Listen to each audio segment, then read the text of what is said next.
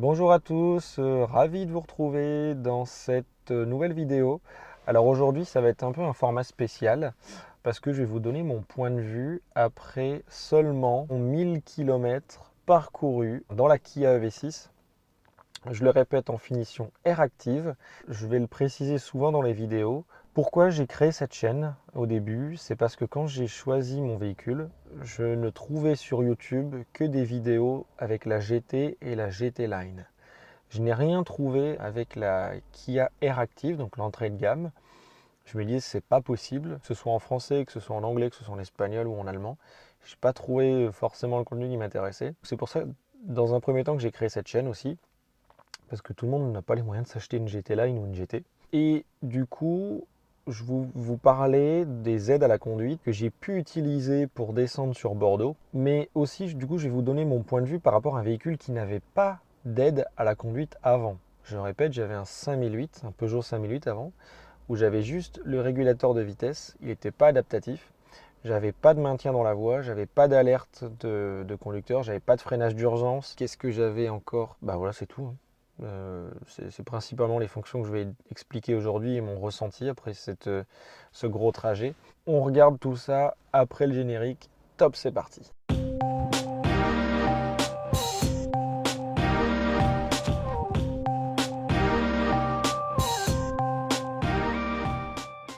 Alors du coup, on va regarder ce que ça donne. Donc je vais me servir de cet écran au niveau du paramétrage pour ne rien oublier. Donc on va commencer dans un premier temps avec la caméra de recul. Alors ça c'est tout bête, hein. Vous me direz, ouais, mais Clem, tu ne l'avais pas avant, c'était complètement hallucinant de ne pas l'avoir.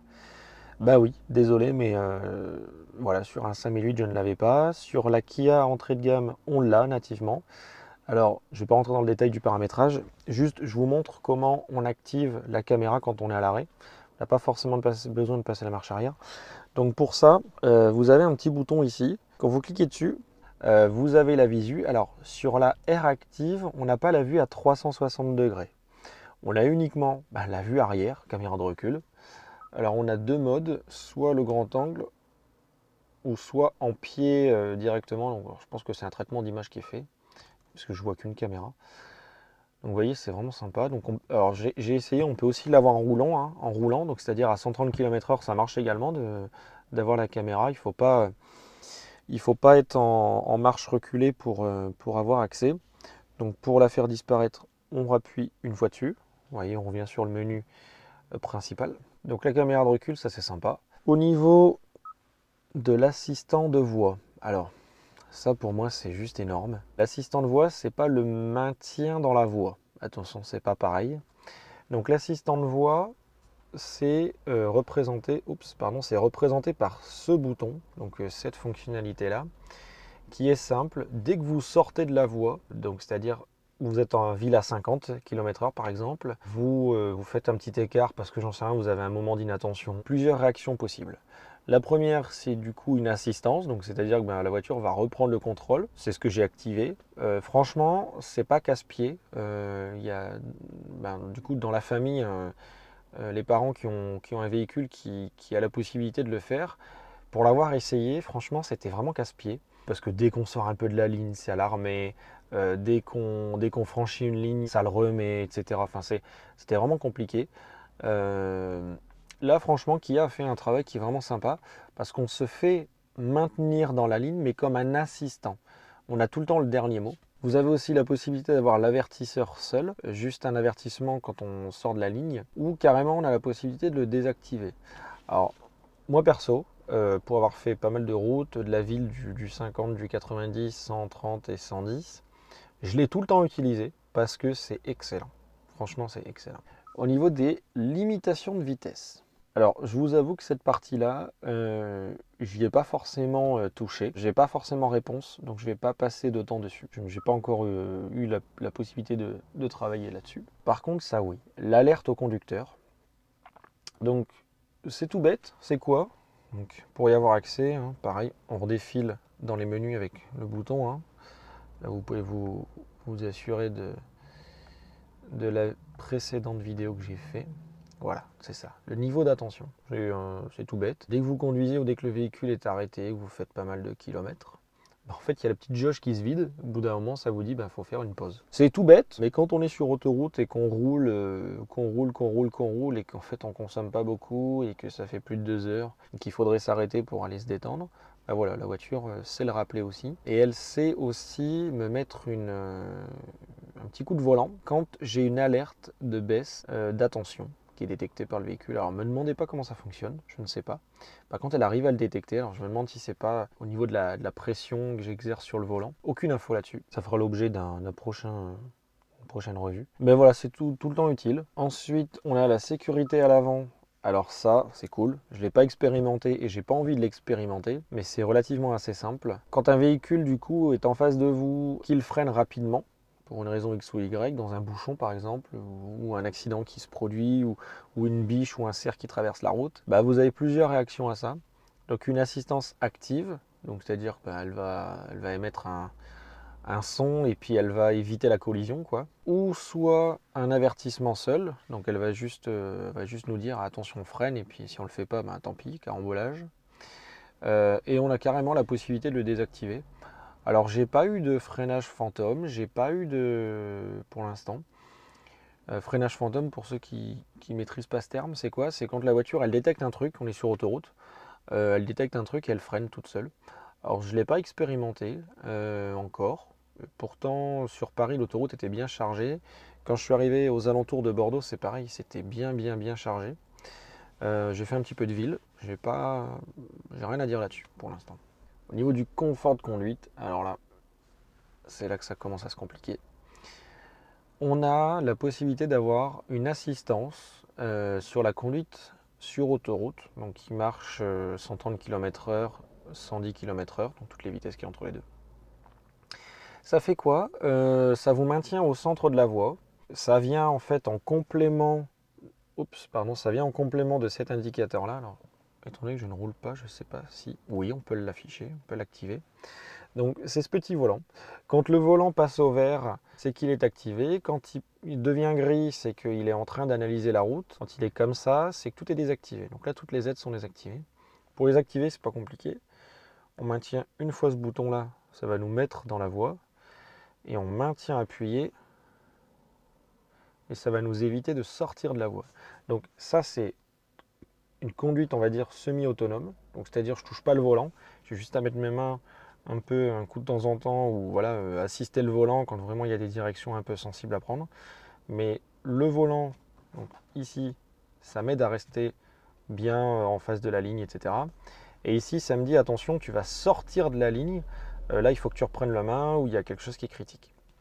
Franchement, c'est excellent. On a aussi l'option avec le régulateur adaptatif, donc au niveau de la vitesse. Comment ça fonctionne? Alors je ne sais pas si je vais pouvoir le mettre ici. Non, parce que je suis à l'arrêt. Donc pour activer le régulateur de vitesse, on clique une fois ici. On sélectionne la vitesse en faisant plus-moins. Ou alors quand on sera déjà en train de rouler, on va faire soit en haut, soit en bas et ça va nous démettre la vitesse. On peut lâcher la pédale. Puis après on fait plus ou moins pour aller à la nouvelle vitesse. Donc ça c'est le régulateur de vitesse. Et à cette couche-là, on ajoute la distance, donc régulateur adaptatif.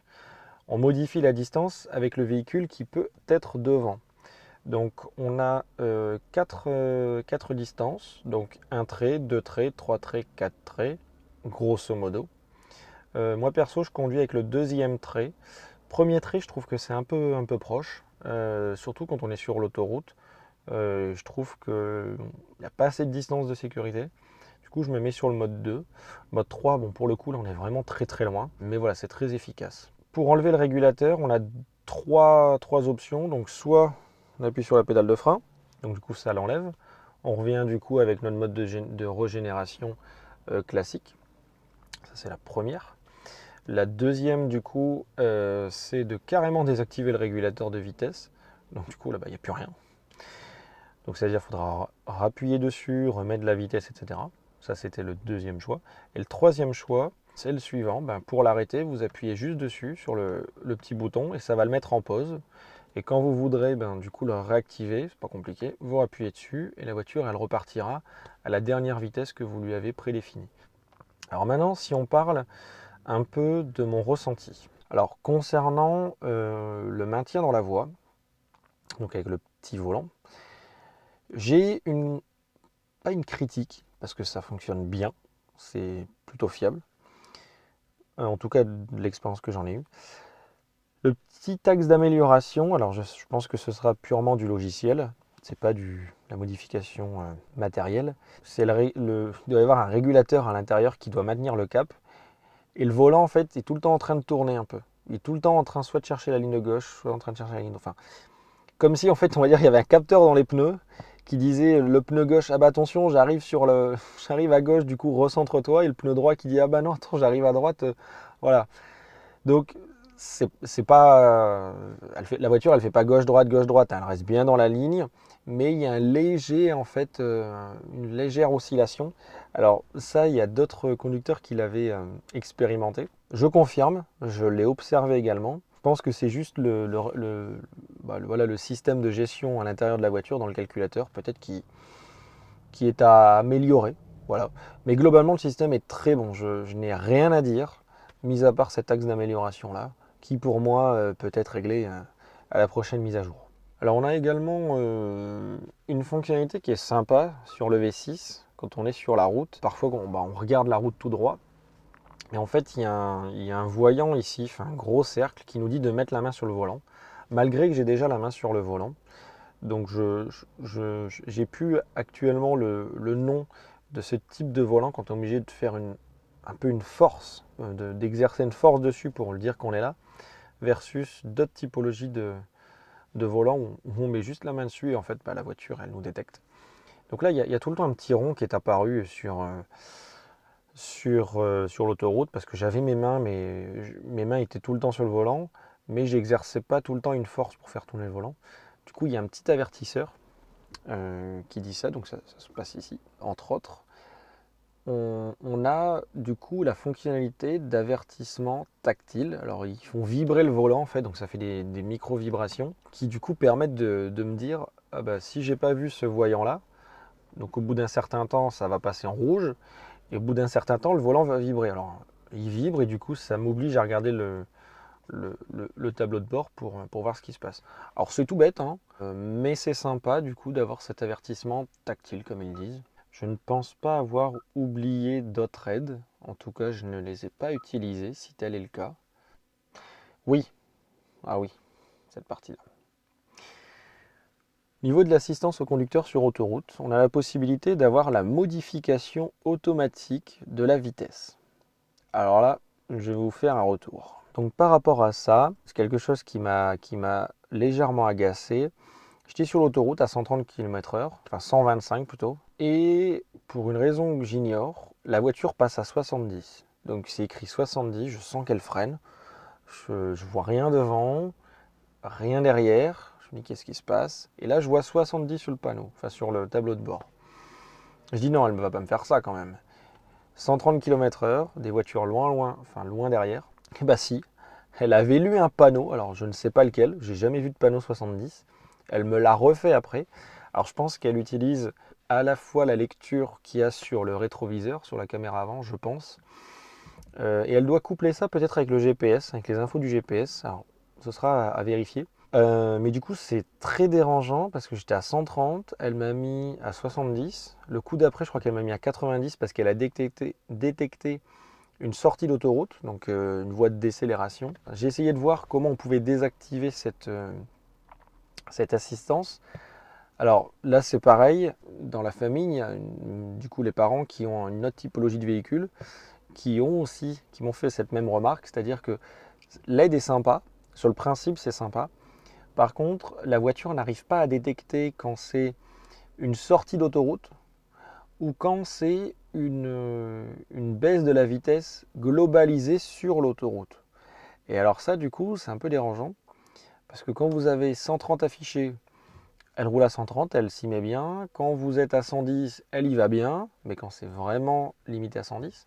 Par contre, quand elle voit une voie de décélération où on a un 90, 70 et puis après un 50, là, par contre, elle ne sait pas faire la différence. Donc là, il y a peut-être un traitement d'image, il y a peut-être des améliorations au niveau de l'algorithme. Alors, je ne sais pas s'il y a une intelligence artificielle derrière qui qui s'adapte et qui apprend d'elle-même. J'ai aucune info là-dessus. Ce serait sympa que Kia puisse travailler sur le sujet. Parce que globalement, les aides à la conduite sur cette voiture, c'est top. C'est top. J'ai rien à dire. Alors, vous allez me dire, oui, mais Clem, avant, tu avais un 5008, il n'y avait aucune option dessus. Oui, d'accord. Mais pour avoir conduit d'autres véhicules qui n'étaient pas des 5008, qui avaient des options, style régulateur adaptatif, style maintien dans la voie, alerte de franchissement de ligne, etc., modification de la vitesse sur autoroute, bah, c'était pas forcément ça, hein. Franchement, il y a certains constructeurs qui sont un petit peu en retard, il y en a d'autres qui sont avancés, très bien avancés, peut-être comme la marque américaine. En tout cas, Kia, les Coréens, bah, j'ai pas grand chose à dire. Franchement, ça marche bien. J'ai pas eu de freinage fantôme, comme je disais tout à l'heure. J'ai pas eu de sortie de voie. J'ai justement testé un peu le savoir et puis la capacité de la voiture à prendre un virage serré à 90 km/h en sortie d'une autoroute. Je l'ai laissé faire. Elle a géré. Alors, je ne me suis pas mis en danger, hein, bien évidemment, hein. J'étais tout le temps maître du véhicule. Cependant, ben, elle l'a fait. Elle l'a bien fait. On était peut-être dans les meilleures conditions. Il y a peut-être des cas où je vous dirai après, dans quelques mois, ah bah là, je me suis fait peur, etc. Mais là, pour l'instant, je me sens vraiment en sécurité dans cette voiture. Aussi bien par les aides à la conduite que par la réactivité de cette voiture. Franchement, top. Voilà. Eh ben, écoutez, c'est tout ce que je pouvais vous dire pour l'instant, après mes à peu près 1000 km du coup avec cette voiture. Pour les gens qui l'attendent et qui regardent les vidéos, je vous prie de croire que ça vaut vraiment le coup d'attendre. Voilà ce que je pouvais dire. N'hésitez pas du coup à vous abonner. N'hésitez pas à mettre un petit pouce aussi, ça fait super plaisir. Allez, à la prochaine. Ciao, bye.